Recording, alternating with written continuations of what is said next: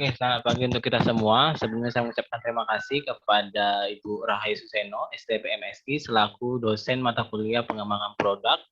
Di sini saya akan melakukan presentasi saya atau seminar saya, proposal pengembangan produk saya yang berjudul Pengaruh Ekstrak Labu Madu atau Bitternut Squash, Cucumber Vita moschata durs terhadap kualitas pembuatan puding. Perkenalkan, nama saya Ari Ovan Ristompul, NIM J1 A118082 kelas R002.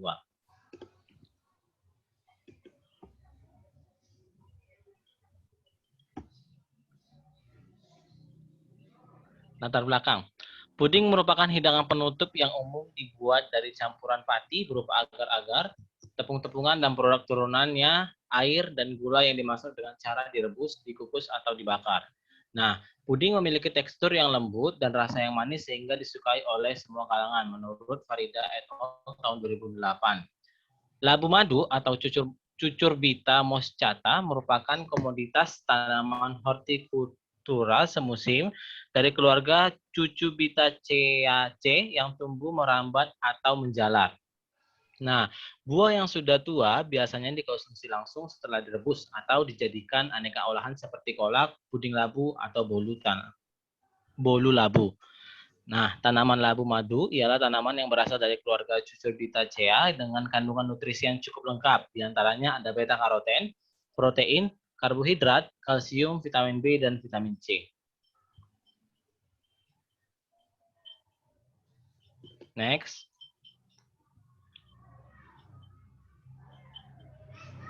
Nah, tujuan penelitian. 1. Untuk mengetahui pengaruh konsentrasi ekstrak labu terhadap kualitas pembuatan puding. Yang kedua, untuk mengetahui konsentrasi ekstrak labu madu yang tepat atau yang terbaik untuk menghasilkan puding yang terbaik. Nah, manfaat penelitian saya yaitu diharapkan untuk dapat memberikan informasi dan meningkatkan tingkat konsumsi labu madu dan khususnya mengetahui pengaruh ekstrak labu madu terhadap puding dari labu madu. Hipotesis penelitian, 1. Konsentrasi ekstrak labu madu yang berpengaruh terhadap kualitas puding dari labu madu. Yang kedua, mendapatkan ekstrak labu madu yang terbaik dan diaplikasikan dalam pembuatan puding.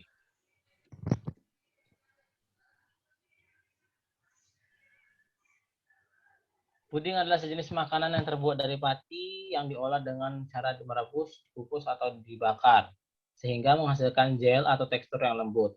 Pati dalam hal ini dapat berupa agar-agar ataupun bahan dasarnya seperti gam arab, rumput laut, karagenan, dan lain-lainnya.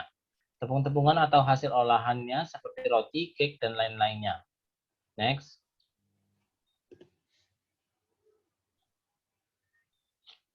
Tanaman labu termasuk ke dalam famili Cucurbitaceae dengan kandungan nutrisi yang lengkap, di antaranya yaitu beta-karoten atau provitamin A, protein, karbohidrat, kalsium, fosfor, zat besi, serta beberapa vitamin yaitu vitamin B dan vitamin C. Nah, ada 5 spesies labu yang umum dikenal, yaitu Cucurbita maxima, Duthennes, Cucurbita Vicolia boce, Cucurbita mista, Cucurbita moschata, dan Cucurbita people L. Kelima spesies ini di Indonesia disebut labu karena memiliki ciri-ciri yang hampir sama. Secara taksonomi dapat diklasifikasikan sebagai berikut. Definisi Spermatophyta, subdivisinya Angiospermae, kelas Dicolidonea, ordo Cucurbitaceae, familia Cucurbitaceae, genusnya Cucurbita, spesies Cucurbita moschata. Nah, daging buah labu madu yang mengandung antioksidan sebagai penangkal berbagai jenis kanker. Sifat labu yang lunak dan mudah dicerna serta mengandung beta-karoten cukup tinggi serta dapat menambah warna menarik dalam olahan pangan lainnya. Next.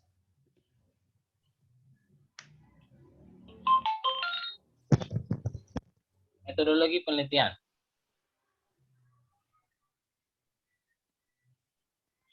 Waktu dan tempat, penelitian ini dilaksanakan di rumah praktikan di Perumahan Eka Jaya RT 21 Kelurahan Eka Jaya, Kecamatan Palmerah pada bulan Maret tahun 2021. Alat dan bahan yang digunakan dalam penelitian pengembangan produk ini adalah labu madu atau bitternut squash, bubuk agar, gula pasir, air, garam, vanili, dan alat yang digunakan dalam penelitian ini yaitu timbangan, blender, saringan, baskom, panci, kompor gas, cup puding, piring, gelas ukur, dan sendok makanan. Next. Rancangan penelitian. Pada penelitian pengembangan produk kali ini dibuat dengan 3 konsentrasi atau 3 pembuatan labu. Yang pertama P1 itu dengan 0 konsentrasi ekstrak labu atau sebagai kontrol. Yang kedua konsentrasi labu 25%. Yang ketiga konsentrasi labu 50%. Nah, untuk prosedur kerjanya, pertama-tama disiapkan alat dan bahan. Yang kedua, labu madu dikupas atau disortasi, kemudian dicuci dengan air bersih. Selanjutnya, labu madu dipotong-potong kecil. Terus setelah dipotong kecil-kecil, dihaluskan menggunakan blender. Setelah di blender, didapatkan sari madu. Sari madu disaring menggunakan saringan. Kemudian, sari labu diambil sebanyak 250 ml untuk perlakuan konsentrasi 25% dan diambil 500 ml untuk konsentrasi 50% labu. Setelah itu sari labu dituangkan ke dalam panci yang berbeda-beda dan dicampurkan bubuk agar 9 gram, gula pasir 170 gram, air 250 ml, garam 1,5 gram, vanili 1 gram. Kemudian dicampurkan dan dipanaskan, diaduk hingga mendidih. Setelah mendidih, dihentikan pemanasan dan larutan puding labu dituang ke dalam cup, didiamkan hingga dingin. Setelah dingin, dimasukkan ke dalam kulkas. Setelah mengeras, puding siap untuk dilakukan uji organoleptik. Next.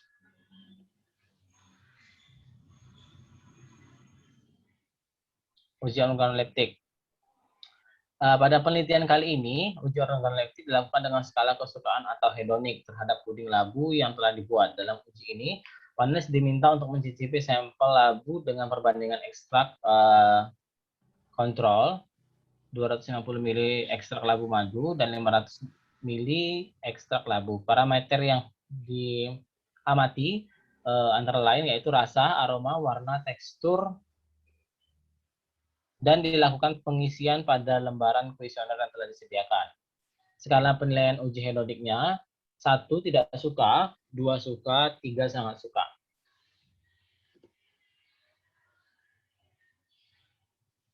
Next. Analisis data. Data hasil uji organoleptik dianalisis dengan menggunakan analisis seragam atau ANOVA untuk melihat pengaruh perlakuan terhadap sifat organoleptik puding labu madu. Next. Nah, biaya dan jadwal kegiatan penelitian pengembang produk. Kita masuki ke biaya terlebih dahulu.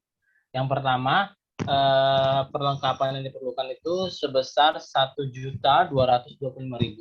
Yang kedua, bahan habis pakai yaitu sebesar 117.000. Yang ketiga, perjalanan 40.000, biaya tak terduga atau lain-lainnya sebesar 50.000, sehingga total yang diperlukan dalam biaya penelitian pengembangan produk ini sebesar 1.432.000. Kemudian jadwal kegiatan pelaksanaan penelitian pengembang produk. Yang pertama, persiapan dan pengadaan bahan dan alat penelitian itu pada bulan 3, itu minggu pertama. Yang kedua, pembuatan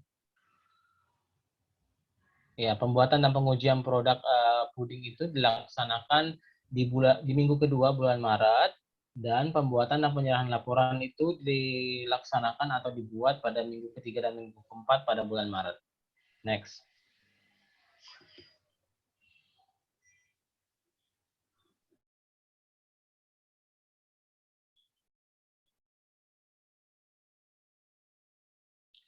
Oke, terima kasih. Mohon maaf apabila ada kesalahan kata. Saya akhiri, selamat siang.